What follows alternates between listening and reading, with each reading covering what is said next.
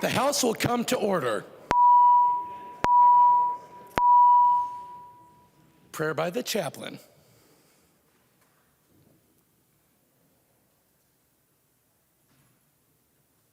Let us pray. O God, who is called by many names, we ask for your presence and guidance for these elected public servants who have gathered this afternoon to grapple with the difficult issues of our time. Indeed, the difficulties have escalated with the weight of the pandemic and all of the other stresses that have manifested in the civic arena. In sincere response, these fine public servants are asking the question, what can I do to make it right? As they pursue these concerns, please give them the insight and compassion and direction to place aside all that might impede them from doing what they can to bring relief to us all. Walk along beside them as they use their courage to step into the uncomfortable realms of this work and the reality that their actions may affect the very core, life, and essence of each and every citizen of this great state of Minnesota that they have pledged to serve. Guide them and encourage them to reach across the aisle to listen to divergent points of views, especially when they do not agree with each other, which is okay. Indeed, those disagreements and eventual compromises are what makes us a viable democracy, and with gratitude we honor that. And finally, grant them comfort as they mourn the passing of their colleague and friend, Jim Hagedorn, and may his deep commitment and dedication to this work give them inspiration in the days to come. Thanks be to all that is good and precious in this universe. Amen. Amen. The chaplain for today is Reverend Denise Dunbar Perkins, retired minister from Presbyterian Church of the Twin Cities. Pledge of Allegiance. Please remain standing and recite the Pledge of Allegiance to the flag of the United States of America.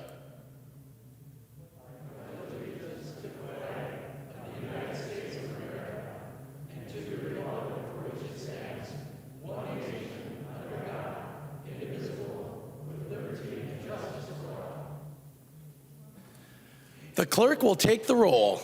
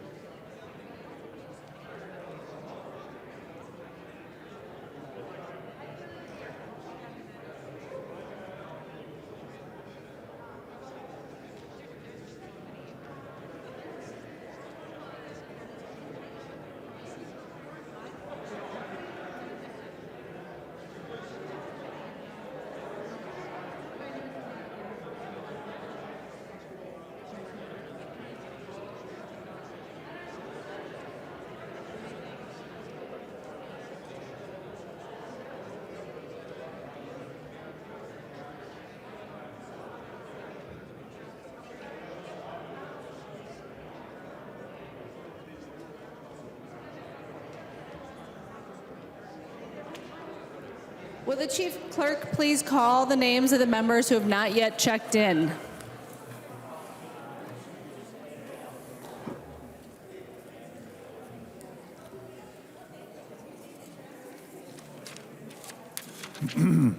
Bernardi. Present. Bernardi present. Bliss. Present. Bliss present. Davids. David's present. Davids present. Elkins. Elkins present. Elkins present. Gruenhagen. Gruenhagen present. Gruenhagen present. Hamilton. Hamilton present. Hamilton present. Hassan. Hassan present. Hassan present. Hausman. Houseman present. Hausman present. Hornstein. Ornstein present. Hornstein present. Kosnick. Cosmic present. Kosnick present. McDonald. All right, bye. Hey, present, Taylor. Sorry. Hello. McDonald present. Moran. Present. Moran present. Morrison. Morrison present. Morrison present. Nash. Nash present. Nash present. Thompson. St. Paul present. Thompson present. Torkelson. Torkelson present. Torkelson present. Speaker Hartman. Present. Present. A quorum is present. The clerk will read the journal of the preceding day. Journal of the House, 92nd session, 2022, 68th day, St. Paul, Minnesota, Thursday, February 17th, 2022. If there is no objection, further reading of the journal will be dispensed with, and the journal will be approved as corrected by the chief clerk. Hearing no objection, the journal is approved as corrected by the chief clerk. Comparison reports. A copy of this order of business is online. If there is no objection, the motions will prevail.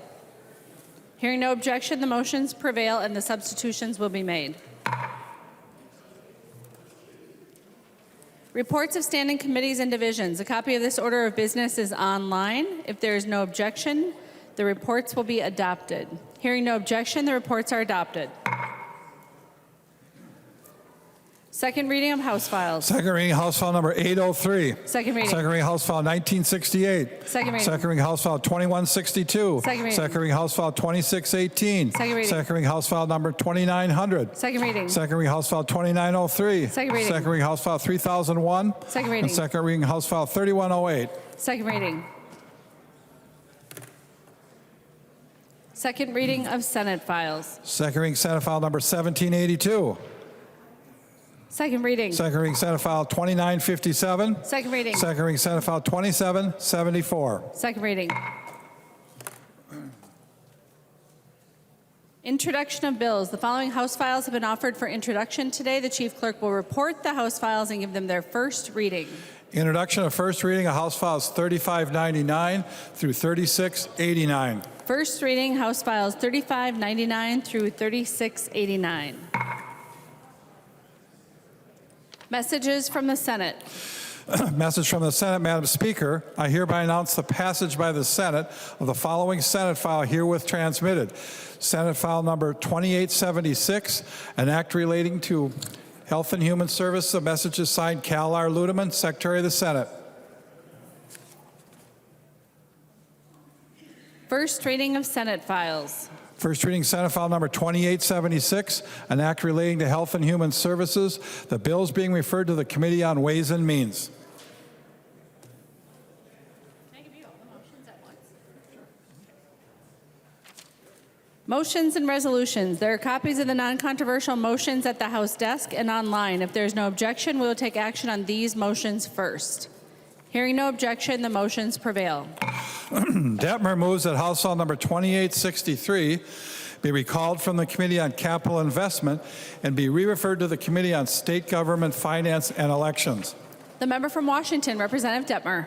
Yes, Madam Speaker, that is my bill, and it belongs in the Committee of State Government Finance. It was put into the capital investment, and it's a nonprofit, so it doesn't qualify for capital investment. Thank you, Madam Speaker. Hearing no discussion, all those in favor, please say aye. Those opposed, please say no. The motion prevails. Jurgens moves that House File Number 2961 be recalled from the Committee on Capital Investment and be re-referred to the Committee on Public Safety and Criminal Justice Reform, Finance, and Policy. The member from Washington, Representative Jurgens. Thank you, Madam Speaker. That is my motion. House File 2961 is a general fund cash appropriation that got referred to capital investment, and I'm just asking that it get referred to the Committee on Public Safety. I did hear from Chair Lee that he was okay with this. I've not heard back from Chair Mariani, but I know he's here if he wants to weigh in. I'd be happy to answer any questions. Any discussion to the motion? Hearing none, all those in favor, please say aye. Those opposed, please say no. The motion prevails. Gomez moves that House File Number 3090 be recalled from the Committee on Housing, Finance, and Policy and be re-referred to the Committee on Human Services, Finance, and Policy. The member from Hennepin, Representative Gomez.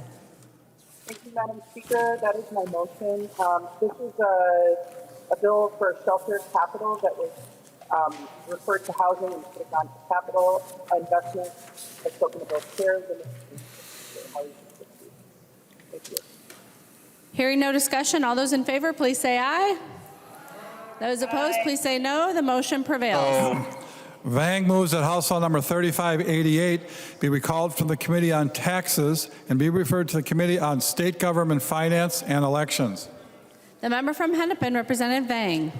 Thank you, Madam Speaker. That is my motion. I spoke with both chairs of the committee, and we all agreed that House File 3588 be referred to Committee on State Government Finance and Elections. Thank you. Seeing no discussion, all those in favor, please say aye. Aye. Those opposed, please say no. The motion prevails. Announcements. The member from Fillmore, Representative Davids. Thank you, Madam Speaker. I would like to ask for a moment of silence for my friend, Congressman Jim Hagedorn. A very good friend of mine. I loved campaigning with him and for him. Parades, door knocking, the guy could move. It just makes me tired thinking about the way that guy could move down the street. He was hard to keep up with, but he truly believed in Southern Minnesota, the state of Minnesota, and this country. My favorite Jim Hagedorn story, I have many, but I'll just share one. I was speaking at a conference, Playa del Carmen, Mexico, and we were down there for a week, came back for a week, and this is March now of 2020. And there's this thing we started to hear about this thing called COVID. We weren't really sure what it was. Nobody knew much. We checked around in the United States. I think the United States women's soccer team was going to Tegucigalpa, Honduras. So my wife had a trip planned to Tegucigalpa, Honduras to work at a school that we sponsor. And the day before she's supposed to come home the next Sunday night, the president of Honduras closed the borders, air, land, and sea. Well, we have a little problem because my wife and the church ladies are down in Tegucigalpa at the school. So I called Congressman Hagedorn, left a message. It wasn't 10 minutes. He called back. And I said, Congressman, my wife left me. And he said, well, I figured that happened at some time. And I said, no, she didn't leave me. She was left to go down to Honduras to work. And she's stuck down there. He says, well, my chief of staff is a former State Department employee. He'll call you within 2 hours. 5 minutes later, he calls and he said, this is what I need. Passport number, social security number, the whole list of things, email that down there. A week later, they sent an ICE jet down there with some folks that had been deported. And they cleaned the plane up, loaded Americans on there, my wife and the church ladies. First time it ever happened, made Fox News. And they dropped her off in Alexandria, Louisiana, wherever that is. But we got her home, and that would not have happened like it did without my friend, Congressman Jim Hagedorn. So I'll miss Jim. There'll be a big hole in the 1st District, but may God rest his soul. And if we could have a moment of silence, Madam Speaker. The member from Blue Earth, Representative Munson. Thank you, Madam Speaker, and thank you, Representative Davids, for offering that story of Jim and his service to our state. Jim was an American patriot and a good friend. He was a product of Southern Minnesota. He was a hardworking, compassionate, stalwart. He was born in Blue Earth. He grew up in the proud tradition of family farmers that was part of the Hagedorn family for generations.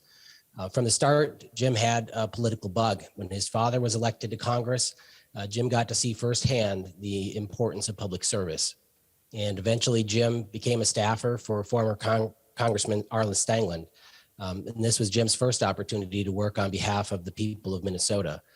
And it certainly would be more to come. But over the years, Jim would enjoy a successful career in public service in Washington, D.C. before returning to Southern Minnesota to follow in his father's footsteps. And you'd be hard-pressed to find someone with more tenacity than Jim Hagedorn. He ran for Congress for 3 times before finally winning on his 4th attempt in 2018. And I got to know him during these campaigns.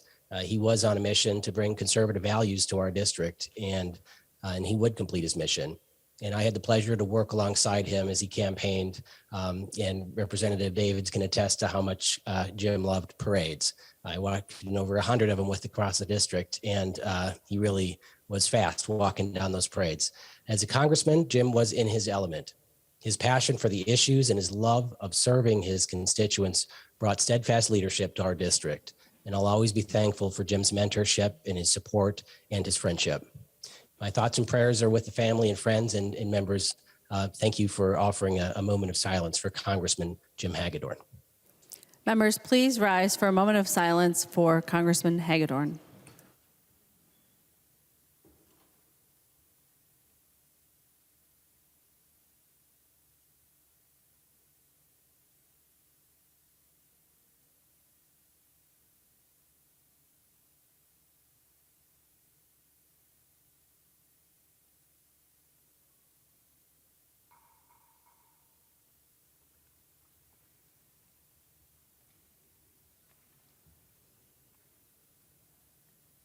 The member from Rock, Representative Schumacher.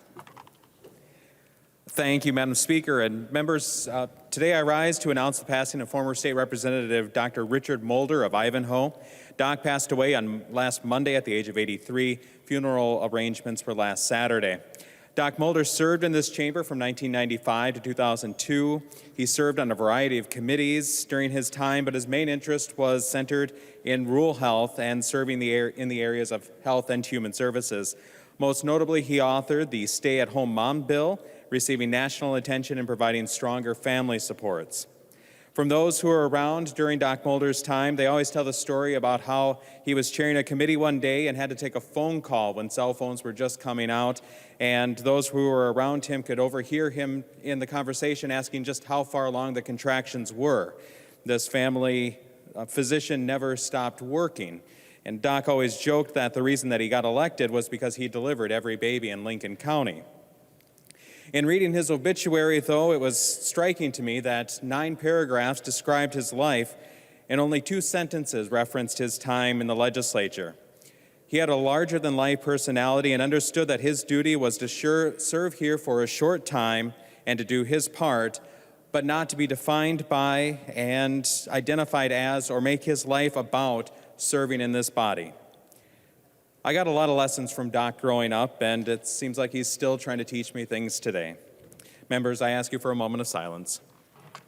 Members, please rise for a moment of silence for former Representative Richard Mulder.